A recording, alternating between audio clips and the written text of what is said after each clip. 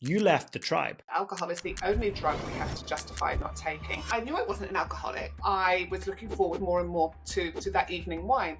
Oh, how am I going to get through the day? And I felt like the light inside me was starting to go out. Alcohol robs us of that. Alcohol absolutely exacerbates anxiety and depression. It's a level 1 carcinogen. It causes anxiety. It disrupts your sleep. It makes you feel crap. Why are you fighting for it? Everything in my life is better when I don't drink. And so why do I keep going back to it? It could actually be the most life-changing decision you ever make. Beyond Booze. Yep, there's a book out there that talks about life beyond booze. Sarah Rusbatch is the author, and I've sat down with her and asked her why. Why would you give up alcohol? What's the point in it? Where did you start? How did you get there? What have you noticed are some of the changes? So if you've thought about your relationship with alcohol and what it might look like or how it might be slightly different or change, then this is the episode for you. I'd like to thank NZ Mortgages for sponsoring the Lead on Purpose podcast. You can check them out at nzmortgages.co.nz.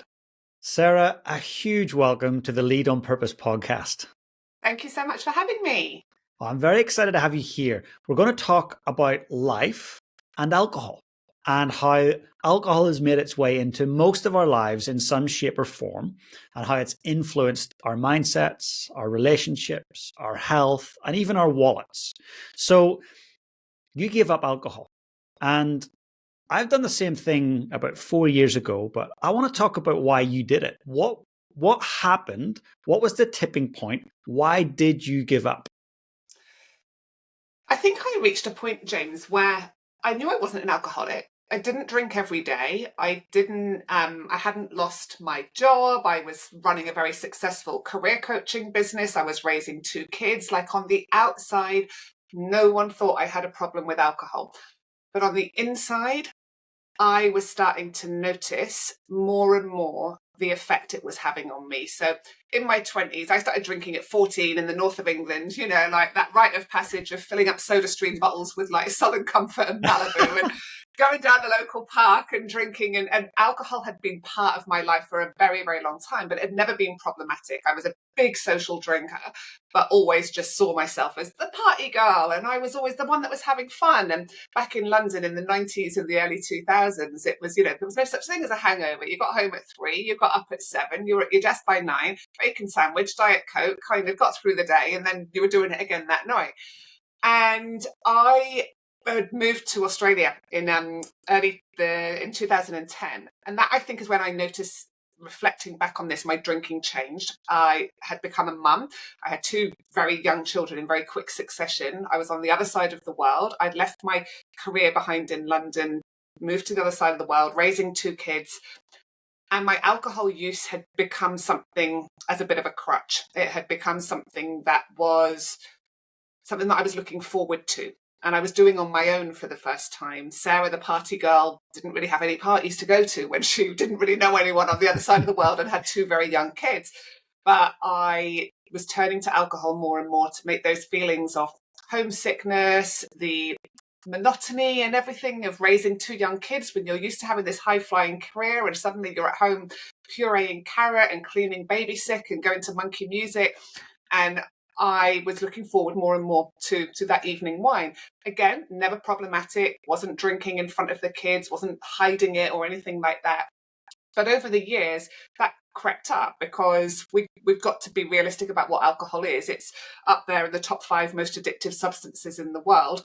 We build tolerance to it. So what starts as 1 glass will become 2 and will become 3. And I could, towards the end of my drinking, drink a bottle and still be very high functioning, still be able to get up in the morning and go to the gym.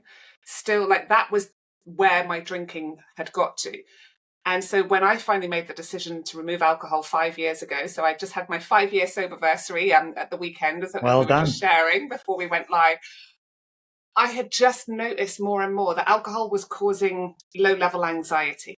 I'd never had anxiety in my life. I am not that type of person that had overthought things or worried that much about things. But I was noticing more and more that I was becoming anxious. I was becoming nervous about certain things. I was overthinking things a lot.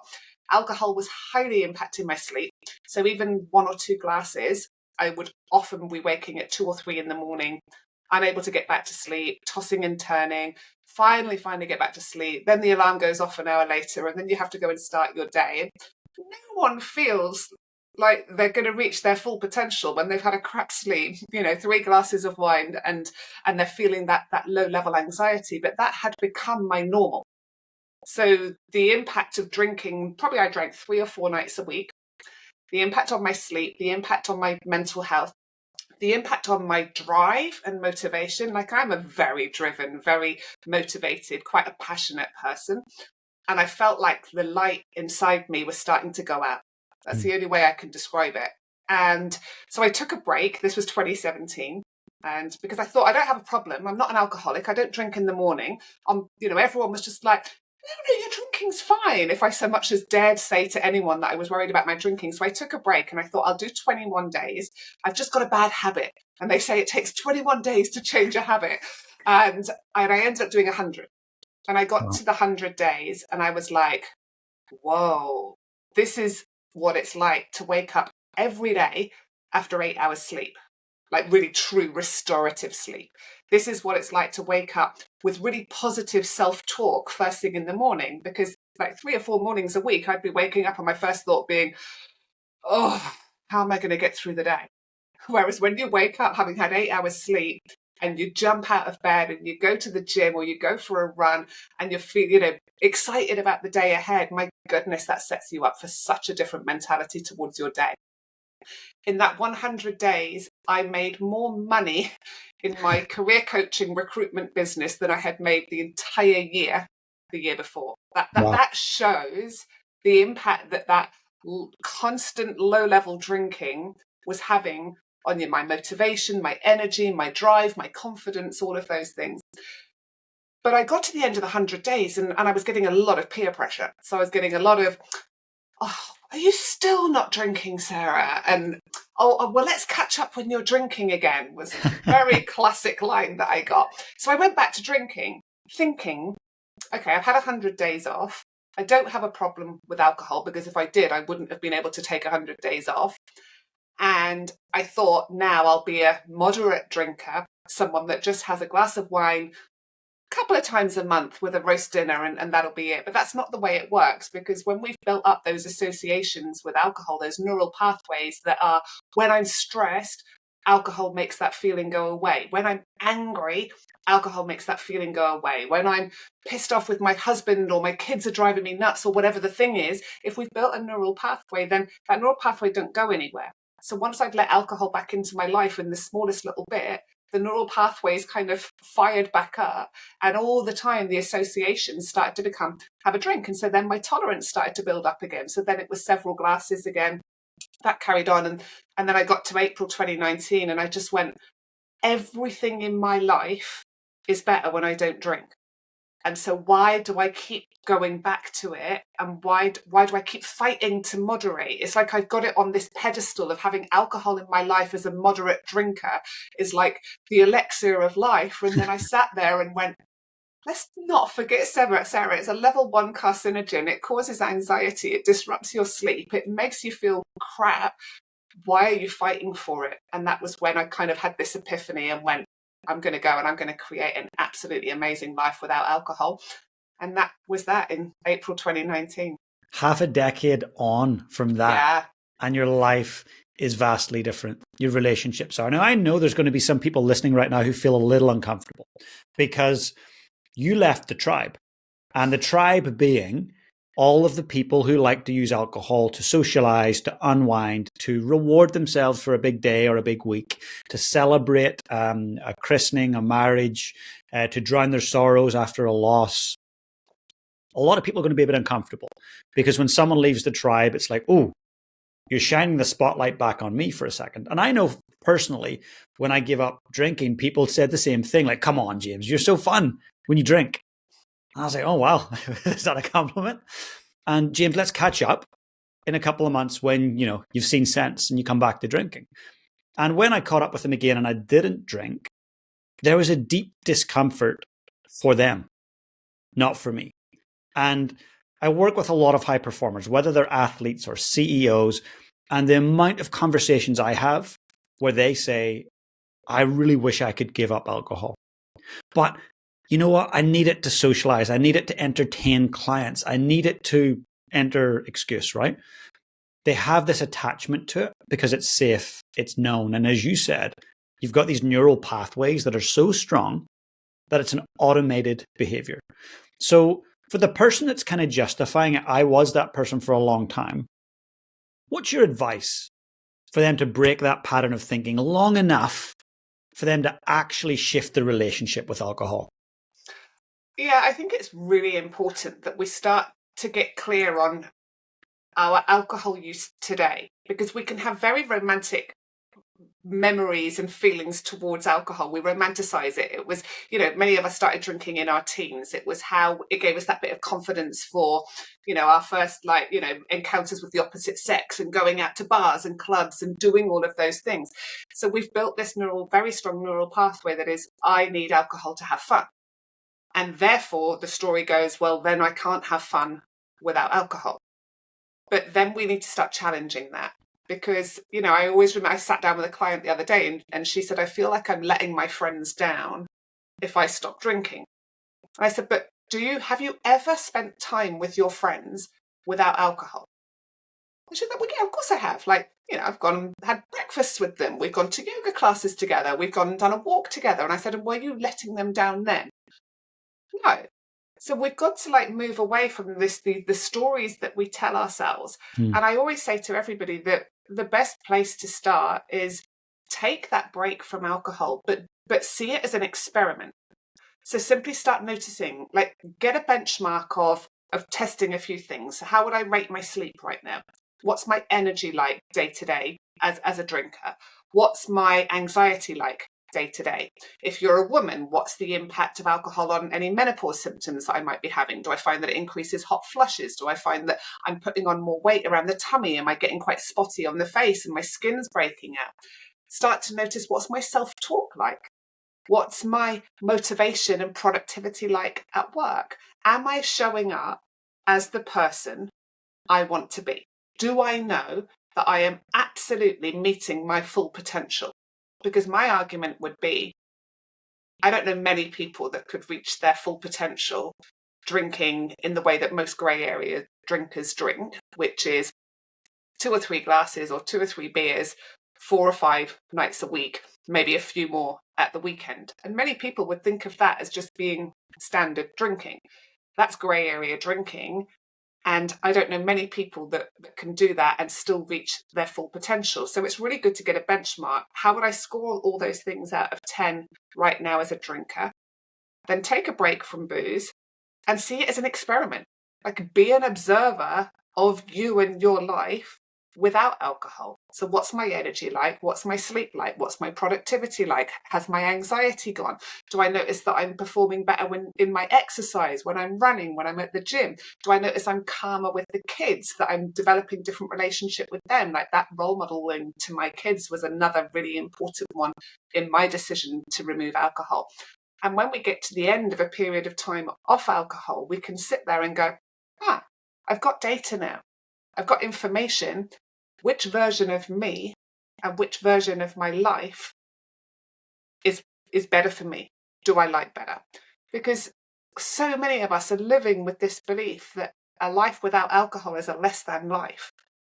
And my purpose and passion until the day I die will be to spread the message that a life without alcohol is not boring. It's not a less than life. And actually, we go on to achieve and experience a richer, more fulfilling, more adventurous, more authentic life when we're actually not drinking regularly and consistently. I'm with you on that, 100%. I look back at when I was drinking versus to now, and I do socialize with people who drink. I don't mind being around people who drink. I just tend to not want to be around them late at night when things get messy and sloppy. That's not fun. Yeah. But my business has probably 6 or maybe even 7x'd in its revenue since I stopped drinking. The amount of money I've saved also, I've got this little app. It's called a Sobriety calculator. And you put in just roughly how much you might have drunk, roughly. and I've saved just over $40,000 in the last 4 years. Yeah. It's mental, right? My partner's Yeah. the same. So these little things, when you start to see these little wins and these micro victories, it starts to reinforce actually this behavior serves me really well. And the one thing I think about alcohol is if you give up alcohol, do expect some pressure from friends, some criticism, some winding up. Maybe some friends will hang out with you a little less. But just know that it's the only drug in the world that when you give it up, you get berated for it. Every other drug, you give up crack cocaine and you stay off it, people are going to high five you, hug you, celebrate you. Heroin, same thing. Alcohol, they're like, you're a loser. What are you up to? Come on, come back to the tribe. Let's have some fun. But it's because it's so beautifully packaged. It's also tastes so sweet because you don't taste the alcohol, you taste the sugary stuff and all the, the wines that taste beautiful. It's covering up what we're actually consuming. So for the person that says, I love the taste, what's your advice to them?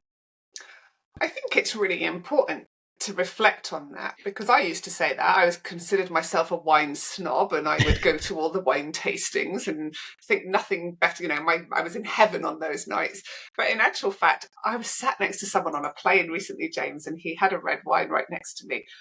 And I was just like, oh God, I can't believe that was something I used to, drink all the time. And so, yes, we might think that we like the taste, but it's, again, amazing how much our taste buds will change if we give ourselves a break off alcohol, and what we actually will find that we do enjoy. And then also on that, I would say that the alcohol-free drinks have come such a long way in the last few years. And many of my clients now will find that having an alcohol-free beer or an alcohol-free champagne or what have you at the end of a day just is scratches that itch and gets them over the hurdle of the 5 o'clock wine time or whatever it might be. And I have a saying, keep the ritual, change the ingredient.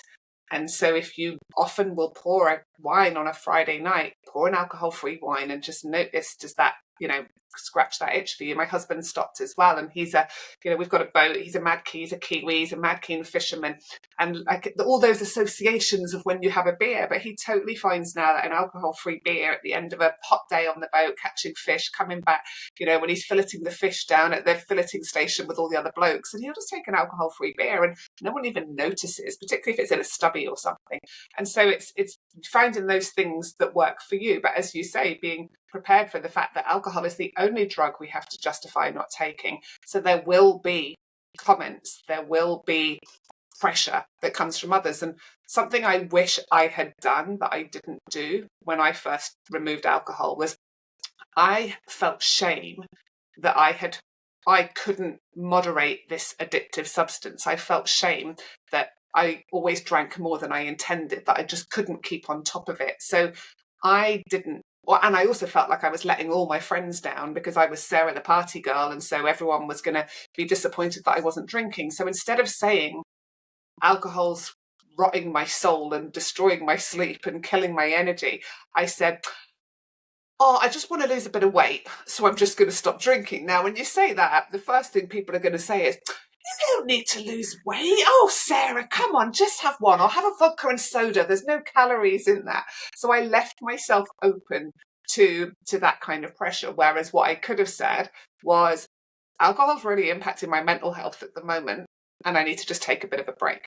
And I think that if I'd done that, the peer pressure would have been a lot less, because the evidence is out there now. Alcohol absolutely exacerbates anxiety and depression, particularly anxiety. They've done studies now that show people who just drink a couple of glasses of wine 3 or 4 nights a week versus people who don't drink at all. Those people that do drink very moderately have a higher baseline of the stress hormone cortisol circulating through their body than people who don't drink. And that's because alcohol causes our brain to release the stress hormones. So again, we've got to remember, so many people are drinking because they're stressed and they think it helps to relax them. But in actual fact, they're just going into a very vicious cycle of making anxiety worse. You're right. And like a lot of people, let's say, that are maybe taking antidepressants, they're taking those whilst also drinking, which alcohol, we know, is a depressant. So it's almost like counterbalancing what you're trying to achieve with your medication.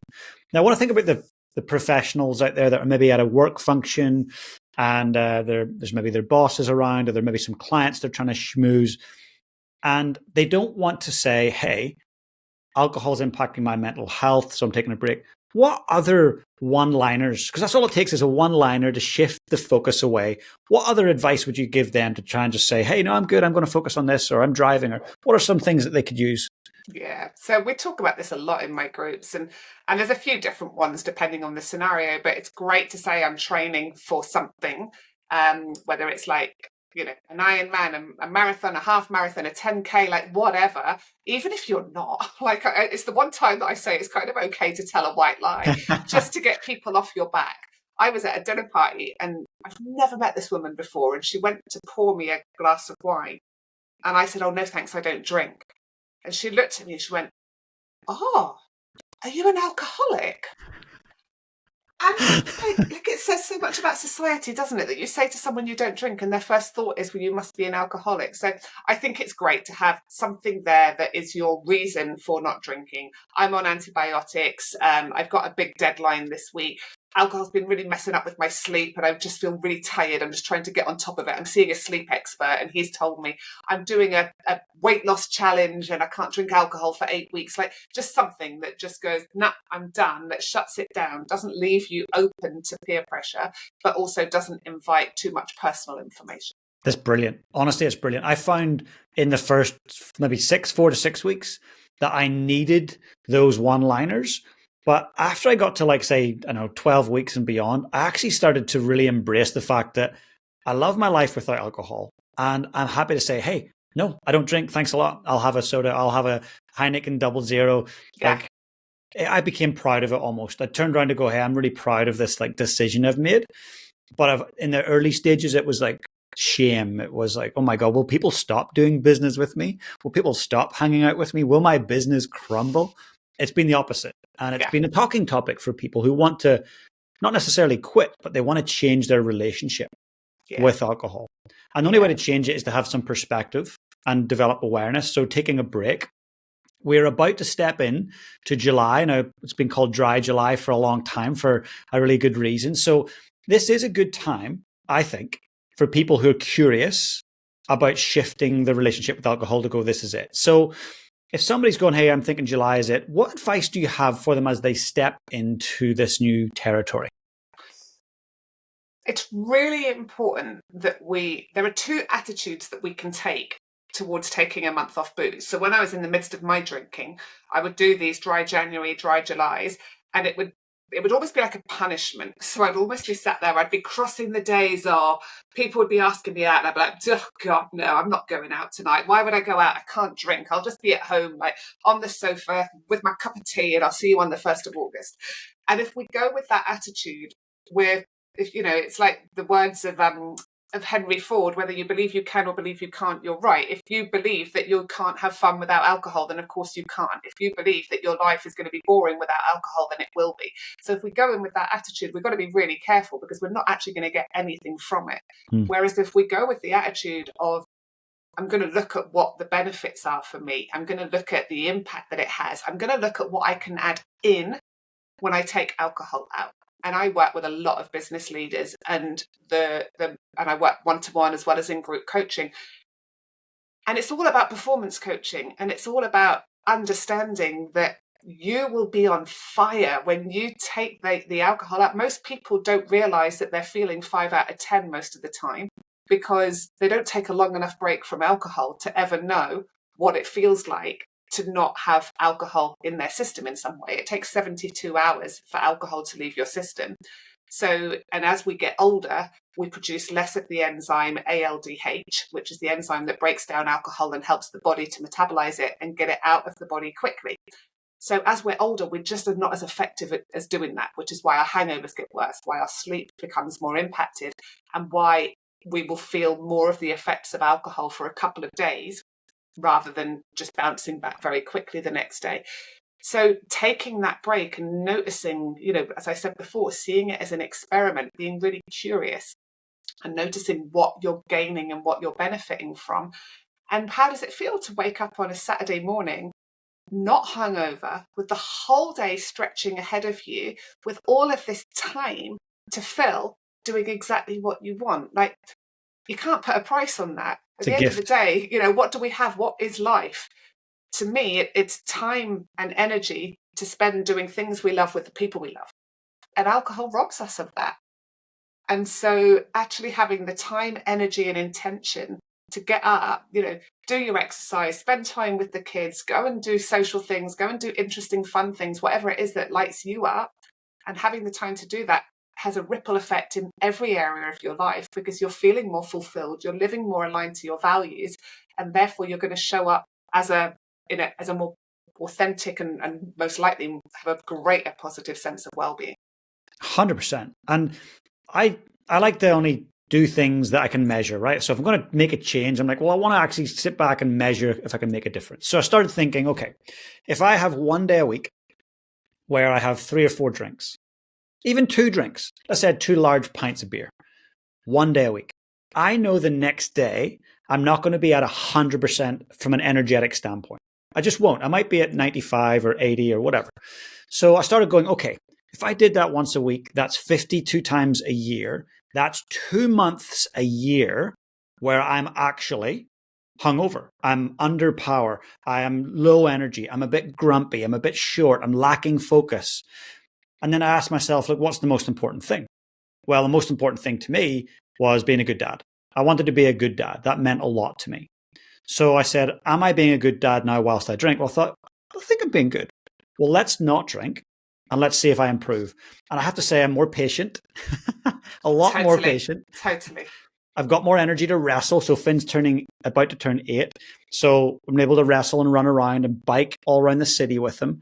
And it's time better spent. So I do think it has improved. And I don't know by how many percentile, but I'm a little bit better as a dad. And just being a little bit better makes me feel a lot happier. So for the people out there who have kids, I know it will make a big difference. I don't know, what have you found from your family experience and your relationship experience from giving up alcohol?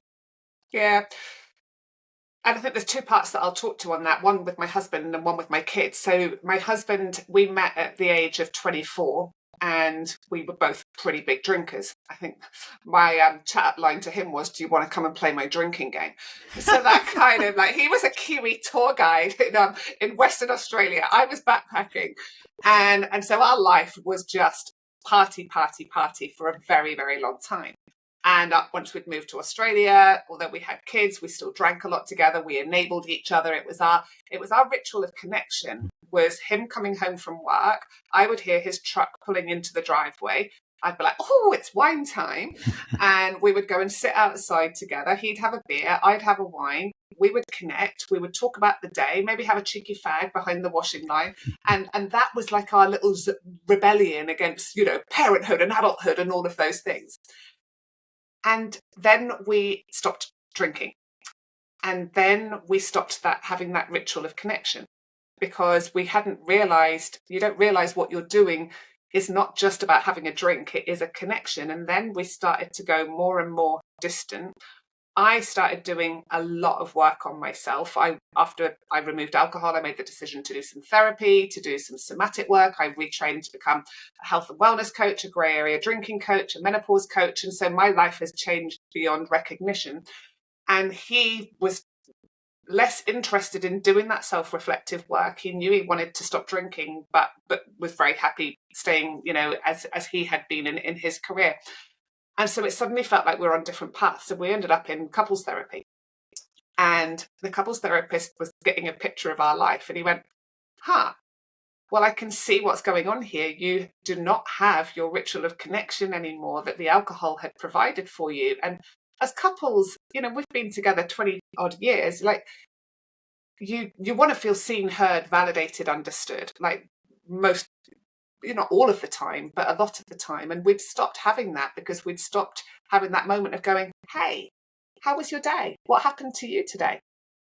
And so when you're not feeling seen, heard, understood, validated, you might become a bit resentful. You might be quicker to snap at the other person. You're not feeling like you're on the same side so much anymore. And that was definitely where we got to. And so we then implemented the evening walk. And it was just after dinner. The kids would go settle on the sofa or whatever. And we would do, sometimes it's a 10 or 15 minute walk. But that has become our ritual of connection. And once again going, how was your day? Anything you want to share today? Anything interesting to report? And you don't realise how much those small little moments actually go on to make a massive impact on your relationship. So that was the relationship side of things. And then with my kids, I can clear as day remember my daughter. I said to my daughter, I'm so stressed. This was when I was sober. I said, I've had a really busy day. I've got one more Zoom call to do, and then I'm going to go and have a bath. And I finished my Zoom call, and she was sitting on the floor outside my office. And she went, Mama, come with me. And she took me into the bathroom, and she'd turned the bathroom into like a spa sanctuary. She'd lit candles. She'd run me this beautiful bath. She'd put my favourite music, because she knows that is my reflection. That's how I self-soothe. Whereas I would have thought like a year before, she'd probably have gone and got me a bottle of wine. There you go. Right? Because monkey see, monkey do. And she would have just seen me reaching for wine. And, you know, as we're talking and recording, it will soon be Mother's Day in Australia. And it saddens me, the number of adverts, the number of cards, the number of gifts that I'm seeing that are all focused around mum needs wine.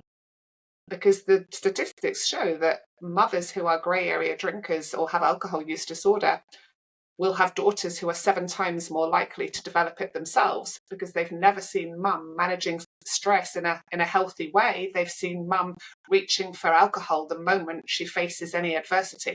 And when I realised that played a huge part for me. And I am so, so proud of the fact that my kids now see me go out dancing, they see me socialising with my mates, they see me go to barbecues and parties, and they know I can do it without alcohol. So that's telling them I don't have to have alcohol to socialise and go out with my mates. Whereas for me growing up, I don't know what it was like for you, I grew up in Scotland.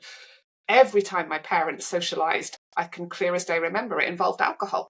And so it's important that we reflect as well on the role modelling of how alcohol is modelled to our kids and how it was modelled to us growing up as well.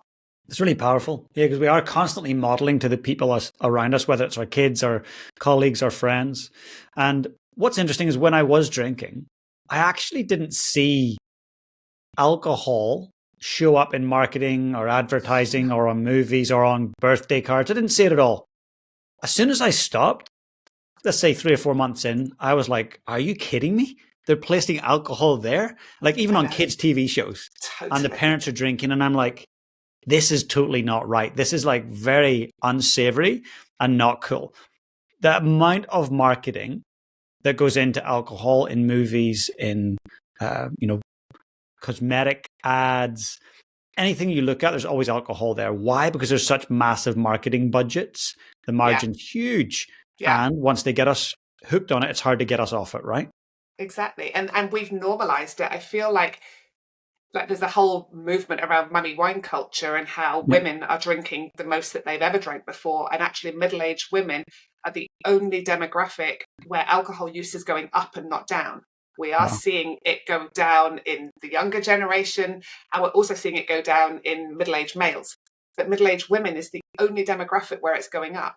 And that they are putting down to the correlation with the specific direct marketing that big alcohol started to do about 25 years ago, which was they realized they weren't making enough money from women, and so started to segment their marketing to specifically target women. And that's where we saw the rise in the pink drinks. We saw the rise in the Alco Pops and all of those types of drinks.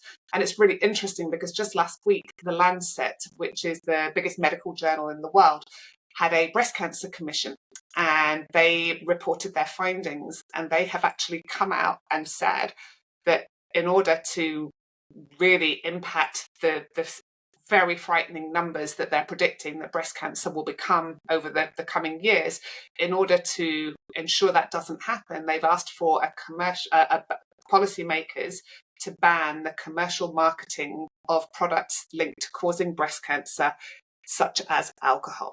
Wow. And damning. So it'd be very interesting to see what the impact is, because I can't see it happening. Like people, I get asked on podcasts all the time, do you think alcohol will go the way that tobacco has? And you'd like to think so, because what we now understand about the health risks of alcohol, but there's so much money in it. And so It's a very interesting topic. And so I don't preach, I don't lecture. My role is not to say you must never drink alcohol, but I just love talking about what are the benefits of an alcohol-free life, so that we start quashing that message that a life without alcohol is boring. 100%. And I'm the same. I never want anyone to feel like, hey, I'm preaching to say you shouldn't do it. Like, you've got to figure it out yourself and work out what works for you. But I definitely would encourage and urge everyone to give it a try. And for me, I'd done many 30-day sprints, and that was good. But there was something that shifted for me at like the 4-month mark. Something really shifted in my mind, even my clarity of thought, my energy. I don't know what it was, but something shifted. So to get started, if someone wants to start this next month, what should they expect in the first 30 days? Challenges, hurdles, wins, celebrations? What would you suggest? It's a really interesting one because everyone responds differently, and I run 30-day programs all the time. And just on your point about the kind of 4-month mark, a lot of people say to me, how long do you feel like you should take off alcohol to really see the benefits? For some people, 30 days, they will be seeing really good benefits. For other people, they'll still be feeling pretty crap after 30 days, depending on how long they've been drinking for, how well their body metabolizes alcohol, all of those things. But it's generally around the 3 to 4 month mark that everything changes. And if people say to me, oh, I can't do 3 months without alcohol, well, there's a sign. Yeah. That maybe we need to do 3 months without alcohol. Yeah. If right? Because what is 3 months in the next 40 years of your life? It's a blink. It's a blink, but it could actually be the most life-changing decision you ever make, because it has been for me, and I'm sure you would argue the same. Yep. And so in 30 days, what I generally see is people's sleep starts to improve. And what some people find is that they actually can feel utterly knackered and exhausted for several weeks. And they'll be like, this isn't what I signed up for. I thought I'd be jumping out of bed every day. And I'm like, well, how long have you been drinking for consistently? And for most of the people I work with, they're aged between sort of 40 and 65. So for most, it's between 20 and 40 years that they've been drinking. And I'm like, can you honestly expect your body to have healed and repaired that much in just 14 days after 40 years of drinking? Like, we've got to be patient with that physical withdrawal process. And for some people, it can take longer. And if your body is telling you you need to rest, then my goodness, rest. This might be the first time that your body is actually being able to get restorative deep sleep, because what we've got to recognize about alcohol is falling asleep under the effects of alcohol, that's sedation. That is not restorative sleep. We also know that whenever we drink alcohol, even if it's 1 or 2 glasses, we don't get all the necessary cycles of REM sleep that are required in order for us to fully protect our brain health, protect our body from cardiovascular disease, obesity, type 2 diabetes, but also our production and how well we're going to feel the next day. So most people will find that they're like, after a few nights maybe of struggling to fall asleep, because maybe they've been using alcohol for a really long time to help sedate them to fall asleep. Some will struggle to fall asleep at start. Then they'll go into a phase where they're just like, oh my goodness, I just want to sleep forever. And then they will come out of that stage. And that's when they're like, oh, wow, like, this is amazing. I can't believe my energy, my mental clarity, and things like that. So when we come into that stage as well, what happens is we start to notice what I call dopamine tickles instead of dopamine punches. So alcohol gives your brain a massive, big dopamine punch. So imagine the dopamine receptors. Alcohol's like a big, hard-hitting punch. When we're getting these dopamine punches all the time, the brain stops recognizing the softer, more gentle, what I call the dopamine tickles. So we've almost stopped getting joy and pleasure from the smaller dopamine tickles in our life, because all we're fixating on is, when am I getting that next dopamine punch? That's addiction.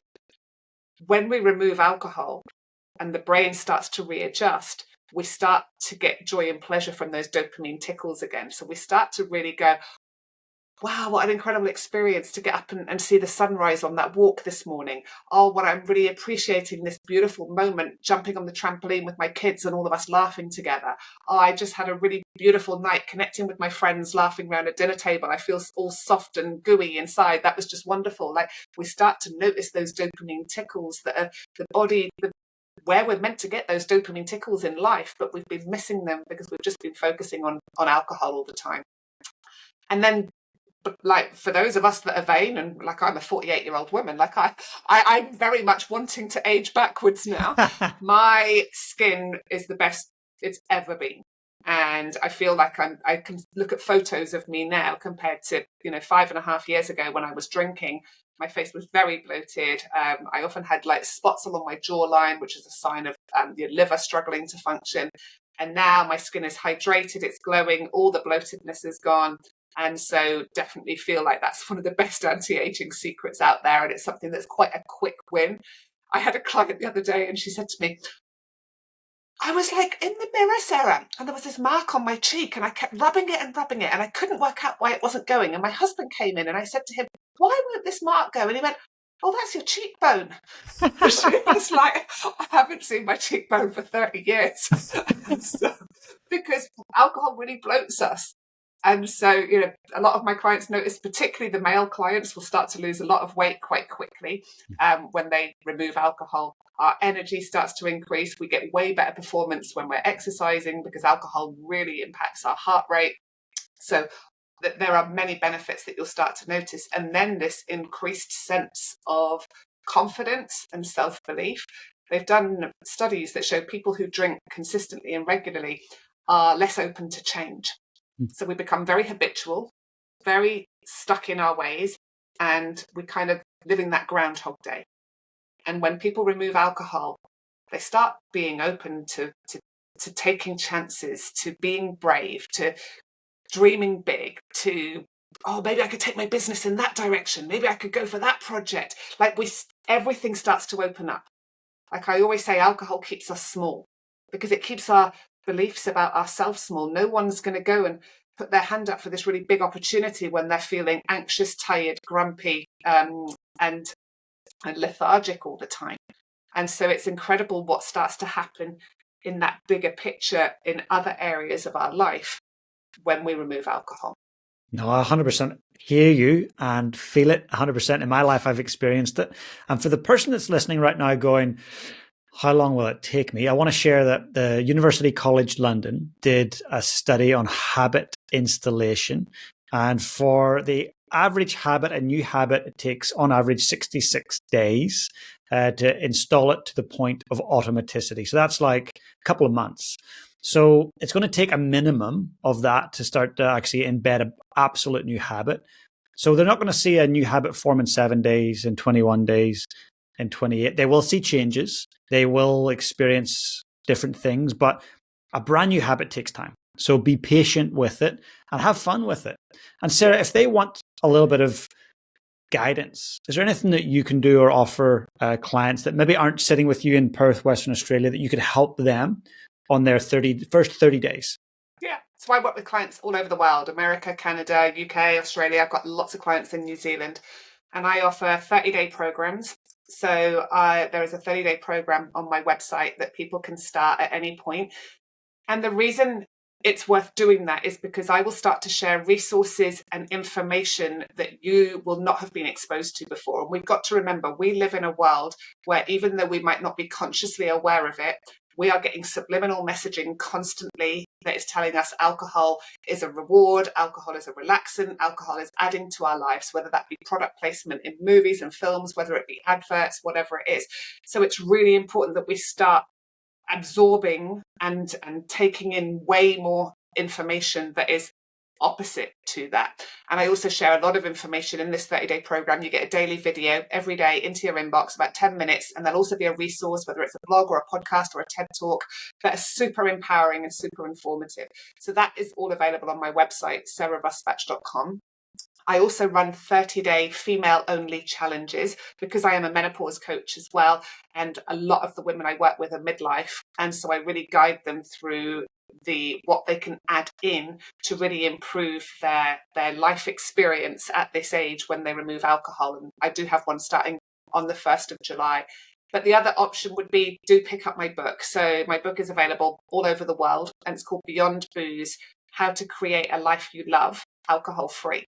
There's loads of books out there about how to get sober, but there's not any books out there about what do I need to add into my life so I don't miss alcohol, so I'm not craving alcohol, so I don't feel like I'm having a less than life. And my book will really take you through the steps that I've gone through to create a richer, fuller, more interesting, more diverse experience of life, alcohol free. And that's available in bookstores, on Amazon, everywhere that you would normally get books from. Incredible. We'll make sure to put all of those links in the show notes and also for your social media. And also, if anybody's thinking that they would like you to come and do a keynote, then I know that you're a sought after keynote speaker and you work with a lot of corporates. So please do go and see Sarah at her website if you'd be interested in that. Now, Sarah, before we do wrap up, I've got one last question for you. So if we were to fast forward many, many years into the future, and you were highly aware that today was your very last day on earth, and someone very young came into the room that you loved dearly, and they said, Sarah, how do I go about leading my life on purpose? What would you say to them? You know what I'm going to say here, don't you? I would say remove alcohol and start connecting to your deeper, authentic self. I love it. I love it. Great advice. Yeah. Oh, and I forgot to mention as well, for any of your listeners, if they do want to look at my 30-day program, if you use the code FRIENDSAF, you will get $100 off the price. And so that's an offer for your listeners, because I'm very, very passionate about supporting people to not see a break from booze as being a prison sentence and something to endure and then go and get absolutely, shit-faced on the day that it ends. I really want people to feel supported and held. So it's Friends AF, and that's for my 30-day program, which you'll find on my website. Well, that's so kind of you. And I'll make sure that the team puts that in Friends AF in capitals below in the show notes. And Sarah, I just want to say well done on making big changes, and well done on actually spreading the message, not preaching, but actually empowering people to look at alcohol through a different lens. And I look forward to our paths crossing again soon. I'd love that. Thank you. I'd like to thank NZ Mortgages for sponsoring the Lead on Purpose podcast. You can check them out at nzmortgages.co.nz.